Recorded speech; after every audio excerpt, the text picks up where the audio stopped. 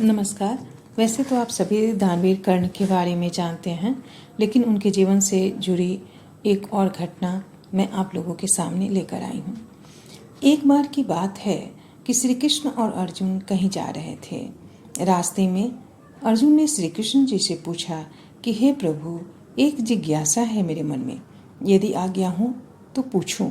श्री कृष्ण जी ने कहा, पूछो अर्जुन। तब अर्जुन ने कहा कि मुझे आज तक यह बात समझ नहीं आई है कि दान तो मैं भी बहुत करता हूँ, परंतु सभी लोग कर्ण को ही सबसे बड़ा दानी क्यों कहते हैं। यह प्रश्न सुनकर श्री कृष्ण जी मुस्कुराए और बोले कि आज मैं तुम्हारी यह एक जिज्ञासा अवश्य शांत करूंगा। श्री कृष्ण जी ने पास ही के दो स्थित पहाड़ियों को सोने का बना दिया। इसके पश्चात वह अर्जुन से बोले कि हे अर्जुन, इन दोनों सोने की पहाड़ियों को तुम आसपास के गांव वालों में बांट दो। अर्जुन प्रभु से आज्ञा लेकर तुरंत ही यह काम करने के लिए चल दिया। उसने सभी गांव वालों को बुलाया और उनसे कहा कि वह लोग पंक्ति बना लें। अब मैं आपको सोना बांटूंगा और सोना बांटना आरंभ कर दिया। गांव वाले ने अर्जुन की बहुत प्रशंसा की। अर्जुन सोने की पहाड़ी में से तोड़ते गए और गांव वालों को देते गए। लगातार 2 दिन और 2 रातों तक अर्जुन सोना बांटते रहे। अब उनमें अहंकार आ चुका था। गांव के लोग वापस आकर दोबारा से लाइन में लगने लगे थे। इतने समय के पश्चात अर्जुन बहुत थक चुके थे। जिन सोने की पहाड़ियों से अर्जुन सोना तोड़ रहे थे, उन दोनों पहाड़ियों के आकार में कुछ भी कमी नहीं आई थी। उन्होंने श्री कृष्ण से कहा कि अब मुझसे यह काम और न हो सकेगा, मुझे थोड़ा विश्राम चाहिए। प्रभु ने कहा, ठीक है, तुम अब विश्राम करो। और उन्होंने कर्ण को बुला लिया। उन्होंने कर्ण से कहा कि इन दोनों पहाड़ियों का सोना इन गांव वालों में बांट दो। कर्ण तुरंत सोना बांटने चल दिए। उन्होंने गांव वालों को बुलाया और उनसे कहा कि यह सोना आप लोगों का है, जिसको जितना सोना चाहिए वो यहाँ से ले जाए।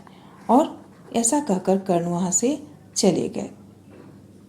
अब अर्जुन सोचने लगे कि उनके मन में ऐसा विचार क्यों नहीं आया। इस पर श्री कृष्ण जी ने उत्तर दिया कि तुम्हें सोने से मोह हो गया था। तुम स्वयं यह निर्णय कर रहे थे कि किस गांव वाले को कितनी आवश्यकता है, उतना ही सोना तुम पहाड़ी में से खोद कर उन्हें दे रहे थे। तुम में दाता होने का भाव आ गया था। दूसरी ओर कर्ण ने ऐसा नहीं किया। वह सारा सोना गांव वालों को देकर और यहाँ से चला गया।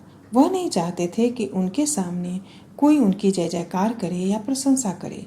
उनके पीठ पीछे भी लोग क्या कहते हैं, उससे उनको कोई अंतर नहीं पड़ता। यह उस व्यक्ति की निशानी है जिसे आत्मज्ञान प्राप्त हो चुका है। इस प्रकार श्री कृष्ण ने अर्जुन से प्रश्न का उत्तर दिया। अर्जुन को भी उसके प्रश्न का उत्तर मिल चुका था। दान के बदले में धन्यवाद या बधाई की इच्छा करना उपहार नहीं, सौदा कहलाता है। यदि हम किसी को कुछ दान या सहयोग करना चाहते हैं तो हमें यह कार्य बिना किसी अपेक्षा या आशा के करना चाहिए, ताकि यह हमारा सत्य कर्म हो, न कि हमारा अहंकार। बड़ा दानी वही है जो बिना किसी इच्छा के दान देता है, और जब वह दान देता है तो यह नहीं चाहता कि कोई उसकी जय जयकार करे। वह तो केवल दान देता है, बदले में उसे और कुछ नहीं चाहिए होता। जो दान देने में ऐसा भाव रखता है वही असली दान